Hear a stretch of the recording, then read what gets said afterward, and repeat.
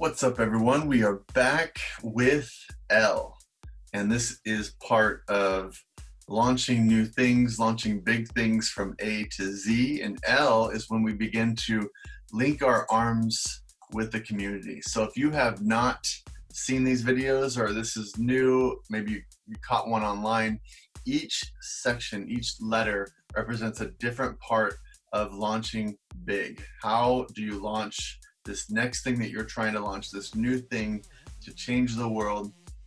How do you connect each area to a very important part of the launch process? So here we are. If you're back and you've been watching these, this is when you begin to move out into the community and start to link arms with the community. Some ideas, some ways that we need to be thinking about it, really put our mind around why it's so important.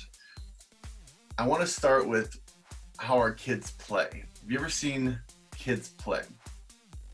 Most of the time you're going to hear this word mine a lot. It's interesting just how much everyone wants their stuff. Mine, mine, mine. I actually think of the seagulls on Finding Nemo, and I use the illustration a lot. That is how our kids play. And what's interesting is part of our nature is we're born with this saying of mine, and what I want and how I want to gain more. And as we continue to grow, we're supposed to continue to learn that that's not how life works. It is something that no matter what it is that we're playing with or we're doing or we're working through, we want more of it. You can have a nice house, but you want a bigger house. You can have a nice car, but you want a nicer car. You can make a certain amount of money, but it's not quite enough. We have to break this nature of mine and just continuing to want more. How do we begin to push away from that and link arms with our community, link arms with our world, and begin to care about the world and our community and our city more than mine? And how do we teach the people that join us in this journey the same thing?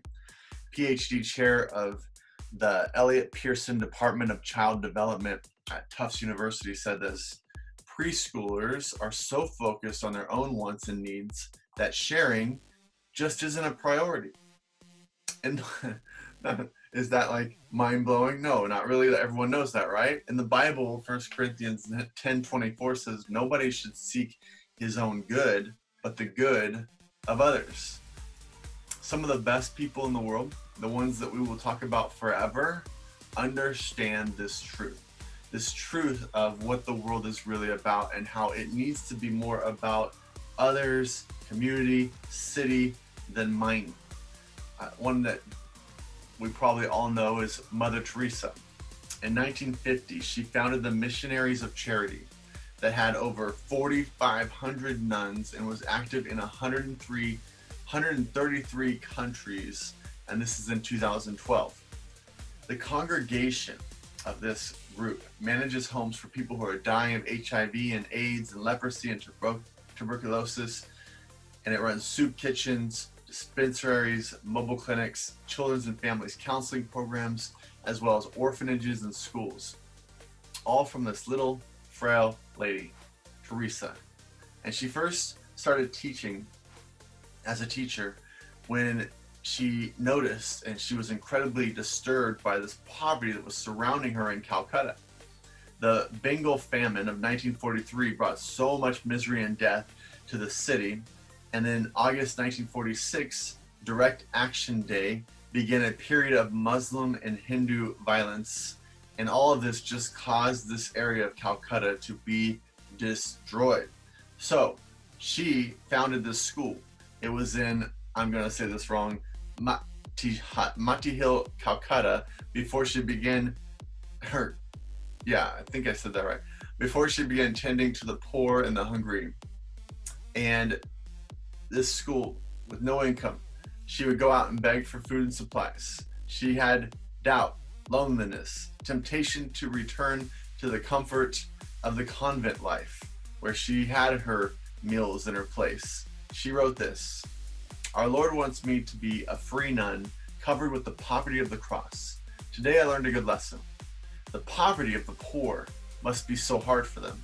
While looking for a home, I walked and walked till my arms and legs ached.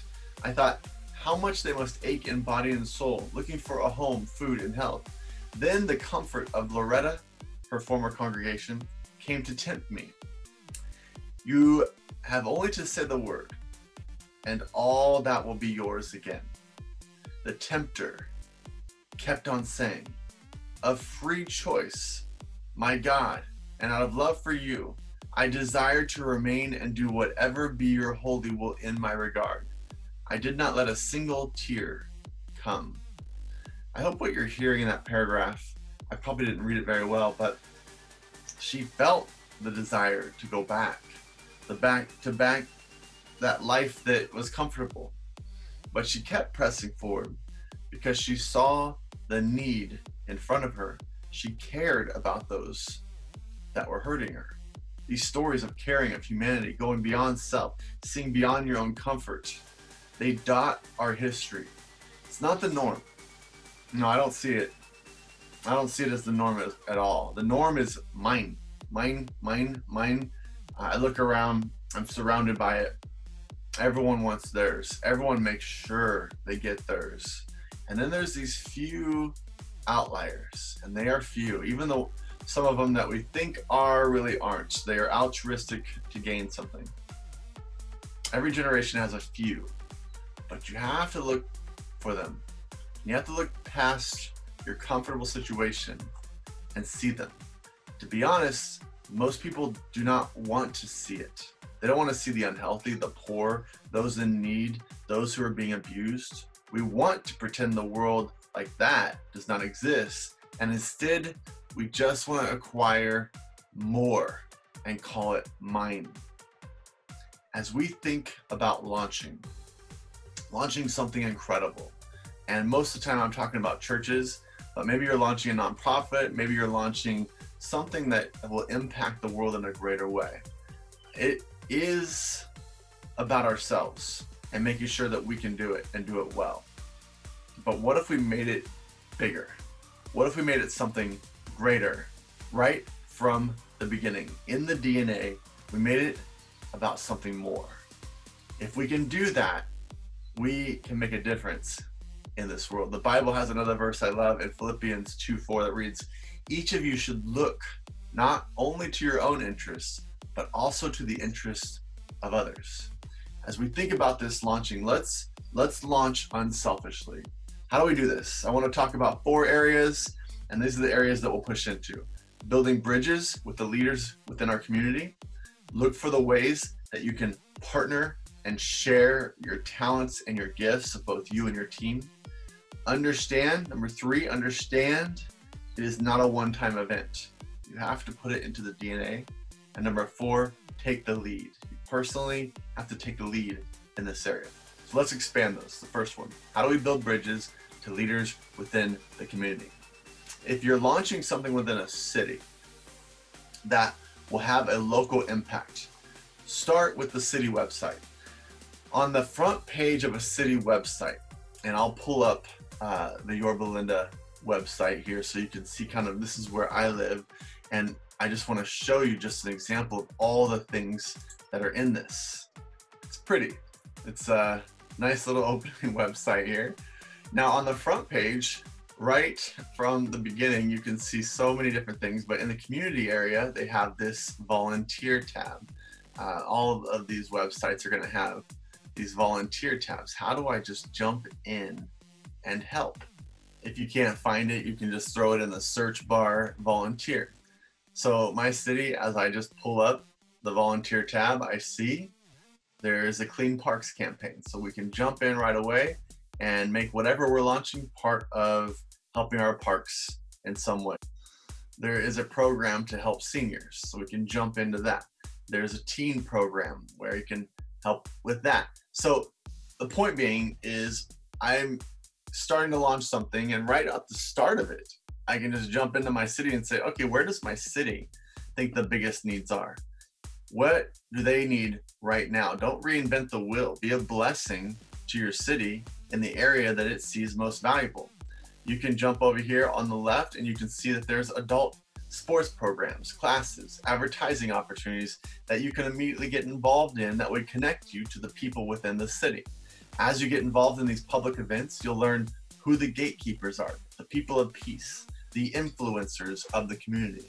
Perhaps you'll find some early adopters to what you are launching by joining these leagues. There's a calendar of events on this website. If you're looking for a building, you can find city facilities, city maps. All the services are provided on this city website. You can even get a job. There's a job board on every city website I've ever seen. They're always needing a job field. So you could literally get in on the inside, make that inside connection that will help you with the inroads into what you're trying to do. City websites always seem to have these openings. There's social media sites to connect with. So as you're doing things, as you're launching, you can be putting posts of what you're doing. You can have photo galleries of what it is you're doing. There's new resident information, public safety services you can look into to see what is already happening within the city. Why is it happening and how can you help? The point is, if you're launching something new in a city, the city website needs to be your best friend. I'm always surprised, actually, that people who launch new things don't know this exists and don't use it on a daily and a weekly basis. That's a very practical angle to build bridges with your city. But let's talk abstract about this subject for a moment. Bridge building is also about speaking well of those that you are similar to in what you are launching. As I launch churches, we never go into a community saying why we are better than all the other churches that are currently there. I have heard that kind of conversation before, and I'm always shocked by it. Like I had one boss basically say, we're all selling apples. You know, we're not doing apples and oranges. So you do need to make our apple the best. And I'm like, I get what you're saying. I get why you're saying it, and I hate it. It's just not why I got into ministry. It's counterproductive. Instead, our vision frame usually shows less than 10% of people, which is really high, by the way, are living in this new community that we are currently entering. In this new community, less than 10% believe in Jesus Christ. And then out of those 10%, even less actually go to church. So there's no city in the world, I haven't found one yet that's killing it with enough churches and everyone's connected. So why would we go in and compete against such a small market? We need to connect with every church in the city already before we even launch and see what is working and what's not working and how we can be a great addition to the city, a great addition to this particular market with what you are launching, whatever that may be. Don't see competition. See pioneers that have gone before you and see if you can partner with them to launch something that is a great addition to the city. I realize some people launch things literally as competition, and this doesn't quite fit, but this is about linking arms in a community. When you link arms in a community, no matter what your differences are, you're going to want to link arms with all your competitors, if you will, to do things together and see what is working and what isn't. You will save yourself time and money. Bridge building is speaking well of others no matter what. This will be so important in the early process of your launch, because most likely you will face a lot of opposition in those early stages. Do not use that opposition to say anything negative, even in private conversation, about another leader or organization that also took a risk. That is so counterproductive. It will not help you. Be above the fray and work through each challenge in a positive way. It will be noticed and it will keep you healthy. Season every conversation regarding other leaders and organizations with words of affirmation. Affirmation. proactively reach out to offer support and resources. Make it a personal mission for you to interact with others, with helping others to be successful. If everybody is doing well, we all gain. You said it again. If everybody's doing well, we all gain. If you're launching something to a nation, you do everything the same way, but on a national level. If you're launching something globally, you do everything the same way, but on a global level. Go all in with bridge building as part of what you're launching. So much of this bleeds into point number 2. Look for ways that you can partner and share your talents and your gifts. I mean, it sounds like it's the same, but in this point, what we'll do is we'll talk more about the gifts and talents of your team. We have spent so much time building a team and knowing them well at this point in these videos. So this is where you begin to launch them into their sweet spots. Build bridges across a variety of sectors to strengthen program design and evaluation. For example, I'm really good at building teams and structures for long-term results, me personally. I'm not good at serving in a soup kitchen or a homeless ministry. This doesn't mean I don't do it. Of course, I still would go do it. I need to be there. I need to lead the way, which is getting to point 4. But I've just done it so much that I know my empathy level isn't as high as it should be because I've seen others that are so much better at it. You know, I'm serving food and I'm just kind of, I don't know, I'm mathematical in, okay, I'm serving this many meals to this many people. I'm not thinking right. I'm not thinking with empathy of the person that's right in front of me. Now, I love playing with kids. I love being in the back, working with the leaders, even just cooking. But I understand where I struggle in the empathy level being high enough so that I purposely pick people on my team that are just incredible with the love and empathy and all these giftings of just care, of seeing through the eyes of someone in need. And those are the people that I empower and put them in the sweet spots, have them serve the food, have them sitting and eating with the homeless ministry in this particular example. But the point being is as I know my team, the better I know my team, the more I'm going to then deploy them into all the city needs or nation or world, whatever it is that you're launching. You need to understand who your team is. This is so key. If you're going to link arms with your community, you're not going into it by just whatever you do. You're deploying a team with its strengths into that city, effectively meeting the needs of real world problems with a diverse team that you can launch and use in so many different ways. So all these things may be overwhelming as you look at your city website, unless you've understood at this point how important a team is. And so you look at the website, you see all the different needs, and you begin to deploy your team into the different areas. Understand stakeholder priorities and expectations in this city, wherever you're going. Understand what the stakeholders care about, and then use your best people to meet those needs. Which brings up an important point. You want to build a diverse team. If everyone looks like you on your team, you just went out and found people that you like. You know, you surrounded yourself with people that are just like you, have the same sense of humor, you laugh with them, you know, that sounds wonderful. But it's just basically you building a group of friends that you just all think alike. And as great as that sounds, you'll never be as effective as you could be. If you don't have a diverse team, you are missing out on so many that you can reach with your launch. Your team needs to be multicultural, economically diverse, socially diverse, meaning awkward introverts are on your team because they're great allies. I'm assuming a little bit in that if you're watching this and you're launching something, you're a bit of an extrovert. You need to surround yourself with the opposite of who you are. And if they're awkward and it's sort of weird and it's not as fun when they're around, good. Lean into it, because the more diverse your team is, the more effectively you'll reach more people in more sectors. Be age diverse. Don't make everyone just like you. You're missing it. If everyone looks like you, you're missing it.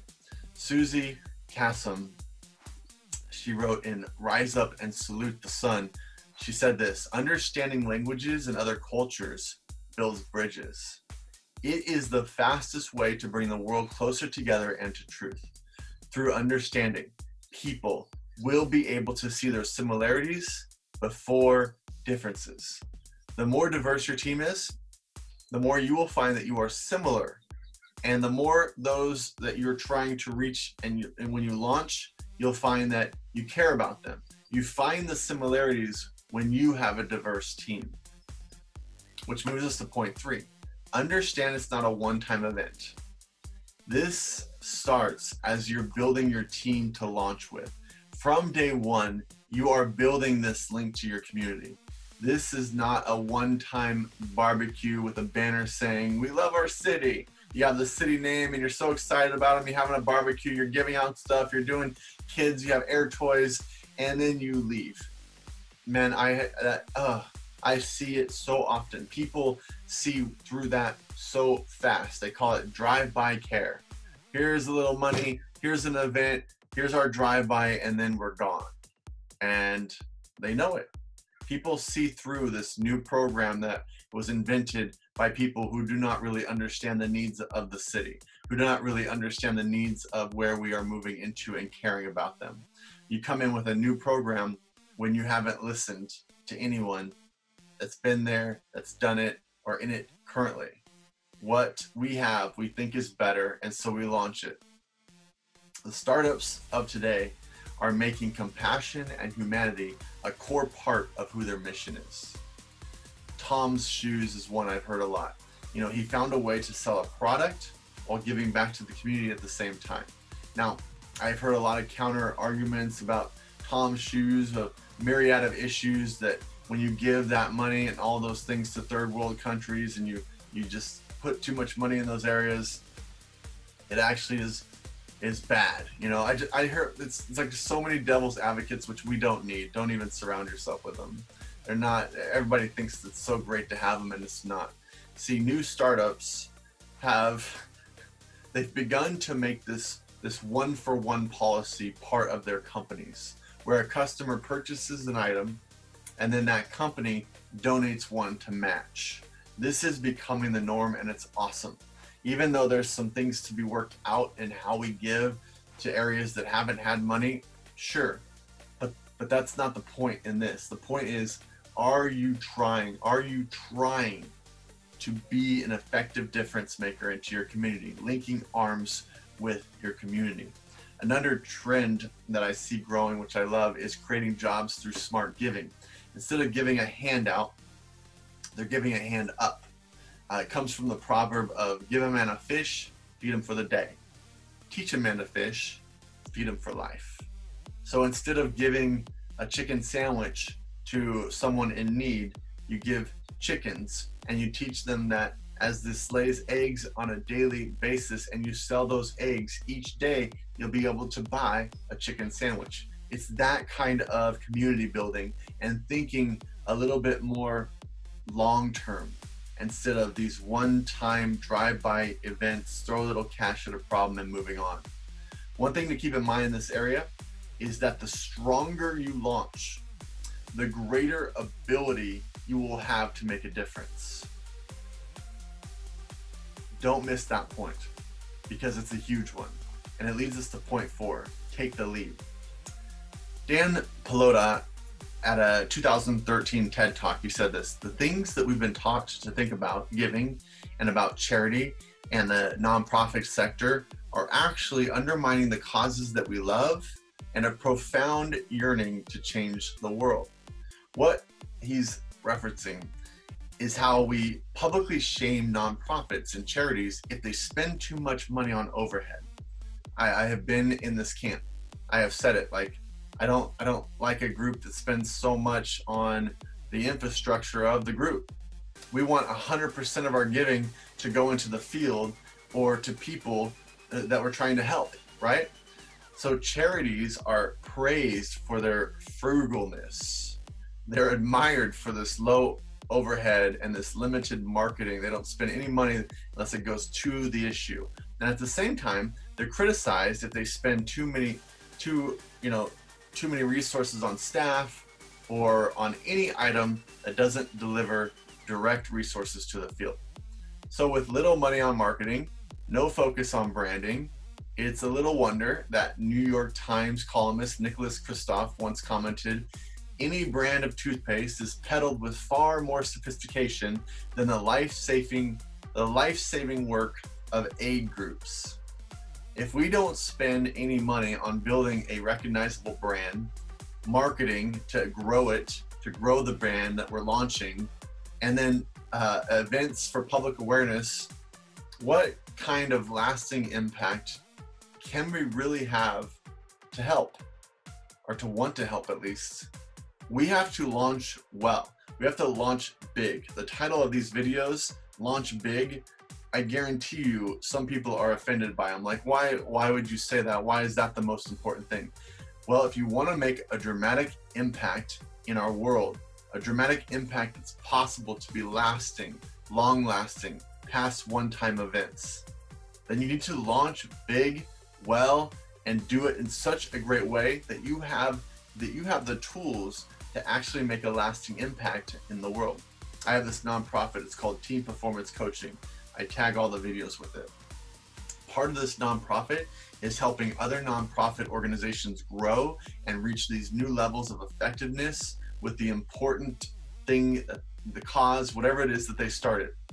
What I have found fascinating though is this unwillingness to spend any money on the eternal challenges that are holding back these organizations. I can't even count how many times that I have told a nonprofit, I've come in, I've helped them, and I've said, okay, what you're missing is an executive director. You don't have someone steering the ship. You have this group.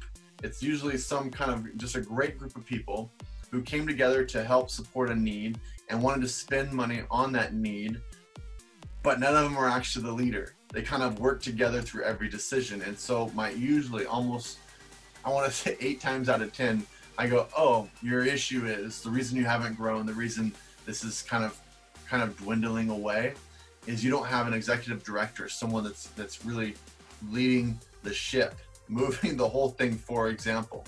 And I always tell them, I say, now listen, an executive director, maybe it costs you $50,000 a year. Okay, you got to pay this person.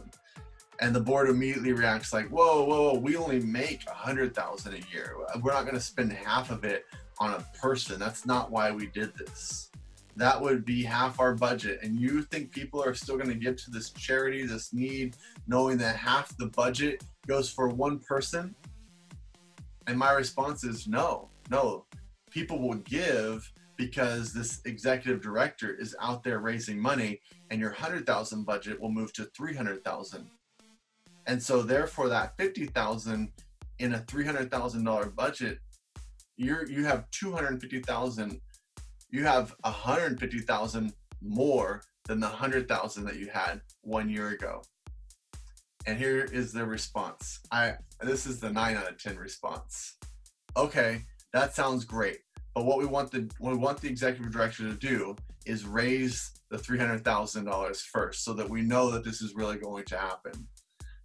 They're not willing to put skin in the game.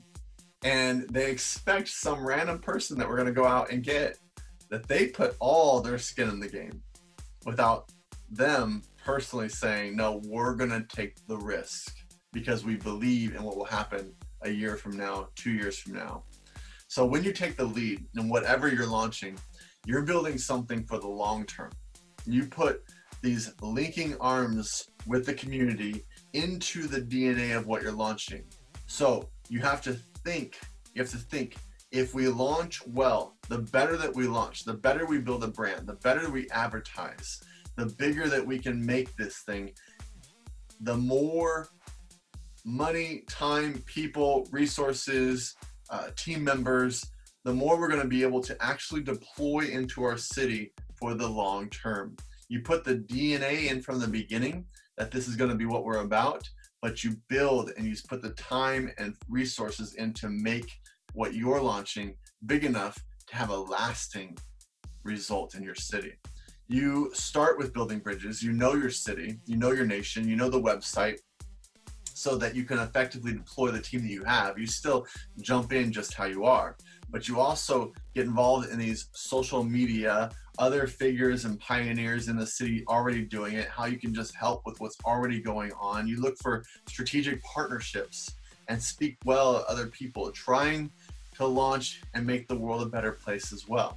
Then you continue by building your own brand, a highly effective brand that's growing and doing well, so that you're not that one-time event.